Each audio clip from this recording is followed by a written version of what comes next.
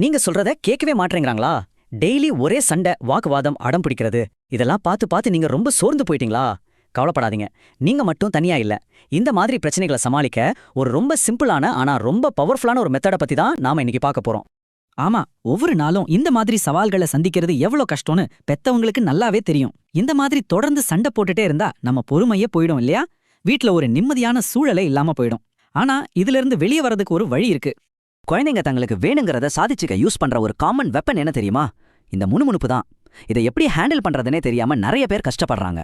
ஆனா உண்மையில இது நம்மால கண்ட்ரோல் பண்ணக்கூடிய ஒரு பிஹேவியர் தான். ஆமாங்க, நீங்க கேட்டது கரெக்ட் தான். வெறும் 3 சிம்பிள் ஸ்டெப்ஸ் தான். கேட்கறதுக்கு ஏதோ மேஜிக் மாதிரி இருக்கலாம், ஆனா இதுக்கு பின்னாடி ஒரு கிளியரான சைக்காலஜிக்கல் அப்ரோச் இருக்கு. சரி வாங்க, அந்த மெத்தட் என்னன்னு டீடைலா பார்க்கலாம். ஓகே, ஃபர்ஸ்ட் நம்ம என்ன பண்ண போறோம்னா, பேரண்டிங்க 2 முக்கியமான வேலைகளா பிரிக்க போறோம். இந்த மாதிரி புதுசா பார்க்கும்போது பிரச்சனைகளை ஈஸியா புரிஞ்சுக்கிட்டு ஹேண்டில் பண்ண முடியும். இதுதான் இந்த மொத்த சிஸ்டத்தோட பேஸ்மெண்ட்டே. இங்க பாருங்க, வேலை நம்பர் 1, குழந்தைங்க பண்ற தப்பான பிஹேவியர்ஸை, அதாவது இந்த முணுமுணுக்கிறது, சண்டை போடுறது, இதையெல்லாம் நிறுத்துறது. வேலை நம்பர் 2, அவங்க செய்ய வேண்டிய நல்ல விஷயங்களை, அதாவது ஹோம்ஒர்க் பண்றது, வீட்டு வேலை செய்யறது, இதையெல்லாம் ஆரம்பிக்க வைக்கிறது. இது ரெண்டுக்குமே நம்ம வேற வேற மாதிரி அப்ரோச் பண்ணணும். நிறைய பெத்தவங்களுக்கு எது ரொம்ப சேலஞ்சிங்கா இருக்கும்னா இந்த நிறுத்துற வேலை தான். அதனால முதல்ல அதை எப்படி ஹேண்டில் பண்றதுன்னு கத்துக்கலாம்.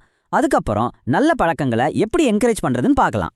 சரி, இந்த வேண்டாத நடத்தைகளை நிறுத்துறதுக்கு நாம யூஸ் பண்ண போற டூல் தான் 1 2 3 கவுண்டிங் மெத்தட். இது ரொம்ப சிம்பிள், ஆனா நீங்க நம்ப முடியாத அளவுக்கு எஃபெக்டிவானது.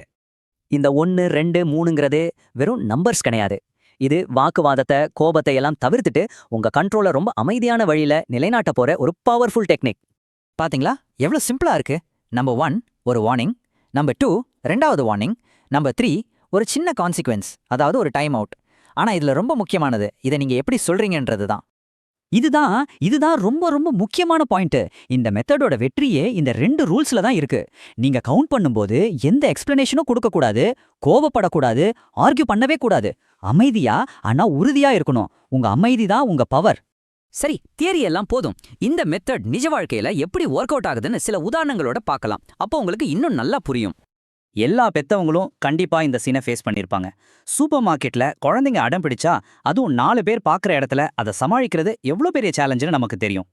இப்போ 2 விதமான அப்ரோச்சை பார்க்கலாம். முதல்ல அம்மா குழந்தைங்கிட்ட பெரியவங்க கிட்ட பேசுற மாதிரி பேசி கெஞ்சி கடைசியில குழந்தை ஜெயிச்சிருது, அம்மா தோத்துடுறாங்க. ஆனா ரெண்டாவதுல 1 2 3 மெத்தட்ல ரூல்ஸ் ரொம்ப கிளியரா இருக்கு. குழந்தை லிமிட்டை தாண்டும் போது அம்மா அமைதியா கவுண்ட் பண்றாங்க, கண்ட்ரோல் அம்மா கையிலே இருக்கு. இங்க பாருங்க ரீட்டா, தட்ஸ் 1.3ல வண்டியை விட்டு கீழே இறங்கணும். இதுதான் இந்த கேம் சேஞ்சிங் ஸ்டேட்மெண்ட். இது ஒரு மிரட்டல் கிடையாது, இது ஒரு தெளிவான விளைவு. நீ இதை செஞ்சா இது நடக்கும், அவ்வளோதான். இதுல கோவமும் இல்ல, கெஞ்சலும் இல்ல, ஜஸ்ட் ஒரு இன்ஃபர்மேஷன். இது குழந்தைக்கு அவங்களோட எல்லையை ரொம்ப தெளிவா காட்டுது. ஓகே, வேண்டாத பிஹேவியர்ஸை எப்படி நிறுத்துறதுன்னு பார்த்துட்டோம். இப்போ காயினோட அடுத்த சைடுக்கு போலாம். அதாவது குழந்தைங்க செய்ய வேண்டிய நல்ல விஷயங்களை எப்படி செய்ய வைக்கிறது. இந்த மாதிரி விஷயங்களுக்கு 1 2 3 கவுண்டிங் மெத்தட் வேலைக்கு ஆகாது. ஏன் தெரியுமா? ஏன்னா ஹோம்ஒர்க் பண்றதுக்கோ இல்ல ரூமை கிளீன் பண்றதுக்கோ சும்மா 1 செகண்ட் கோஆபரேஷன் பத்தாது. அதுக்கு தொடர்ந்து முயற்சி தேவை. ஸோ அதுக்கு நமக்கு வேற டெக்னிக்ஸ் வேணும். இங்க தான் ரொட்டீன்ஸ், அதாவது பழக்க வழக்கங்கள் ரொம்ப முக்கியமான ஒரு ரோல் பிளே பண்ணுது. ஹோம்ஒர்க் பண்றது, காலையில ஸ்கூலுக்கு ரெடி ஆகுறதுன்னு எல்லாத்துக்கும் ஒரு ஸ்பெசிஃபிக்கான ரொட்டீனை செட் பண்ணுங்க. ஒரே டைம், ஒரே இடம், ஒரே மாதிரி செய்யும் போது அது ஆட்டோமேட்டிக்கா ஒரு பழக்கமா மாறிடும். அப்புறம் வாக்குவாதமே இருக்காது, வேலையும் ஈஸியா நடக்கும். சரி, வேண்டாத நடத்தைகளை நிறுத்திட்டான், நல்ல பழக்கங்களையும் ரொட்டீன் ஆக்கிட்டோம். இப்போ இந்த மெத்தடோட 3வது ரொம்ப ரொம்ப முக்கியமான ஒரு பகுதிக்கு வந்திருக்கோம்.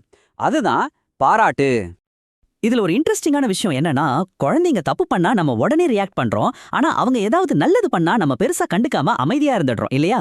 இந்த பழக்கத்தை நம்ம மாத்தணும். அவங்க பண்ற நல்ல விஷயங்களை நம்ம கவனிக்கணும், அதை பாராட்டணும். உங்க டார்கெட் இதுதான். நீங்க உங்க குழந்தைகிட்ட சொல்ற ஒவ்வொரு நெகட்டிவ் விஷயத்துக்கும் பதிலா குறைஞ்சது 3 பாசிட்டிவான விஷயங்களை சொல்லணும். 3:1. இந்த ரேஷியோ உங்களுக்கும் உங்க குழந்தைக்கும் இருக்கிற உறவை ரொம்பவே பலப்படுத்தும். பாராட்டுனா ஏதோ பெருசா இருக்கணும்னு அவசியம் இல்ல. பாத்திரம் கழுவுனதுக்கு தேங்க்ஸ், நீயாவே ஹோம்ஒர்க் பண்ண ஆரம்பிச்சிட்டியே, சூப்பர், கிரவுண்ட்ல நல்லா விளையாட பார்த்தேன், 2 பேரும் சண்டை போடாம படம் பார்த்தீங்க, ரொம்ப நல்லா இருந்துச்சு. இந்த மாதிரி சின்ன சின்ன உண்மையான பாராட்டுகளே போதும். நீங்க அவங்கள கவனிக்கிறீங்கன்னு அவங்களுக்கு புரியும். இதுவே அவங்கள இன்னும் நல்லது செய்ய மோட்டிவேட் பண்ணும். இவ்ளோ நேரம் நாம 1 2 3 கவுண்டிங்கை பத்தி பேசணும். ஆனா இந்த மெத்தடோட உண்மையான மேஜிக் அந்த நம்பர்ஸ்ல இல்ல. அந்த மேஜிக் அது வேற ஒரு விஷயத்துல இருக்கு. ஆமாங்க, அந்த மேஜிக் நீங்க அமைதியாகவும் எமோஷனல் ஆகாமலும் இருக்கிற உங்க திறமையில இருந்து தான் வருது. இந்த மெத்தடோட உண்மையான பவரே நம்பர்ஸை கவுண்ட் பண்றதுல இல்ல, உங்க ரியாக்ஷன்ஸை நீங்க கண்ட்ரோல் பண்றதுல தான் இருக்கு. நீங்க அமைதியா இருந்தா நீங்க தான் இன்சார்ஜ். உங்க அமைதி உங்க குழந்தைக்கும் பரவி சிச்சுவேஷனே ஈஸியா ஆயிடும். அப்போ இது குழந்தைங்கள மாத்துற ஒரு மெத்தட் மட்டும் இல்ல, இது பெத்தவங்களான உங்கள மாத்துற ஒரு மெத்தட். நீங்க உங்க ரியாக்ஷன்ஸை மாத்தும்போது உங்க வீட்ல இருக்கிற மொத்த சூழலுமே மாறும். இது ஒரு பயணம் மாதிரி. அந்த பயணத்தை இன்னிக்கே ஆரம்பிக்க நீங்க தயாரா?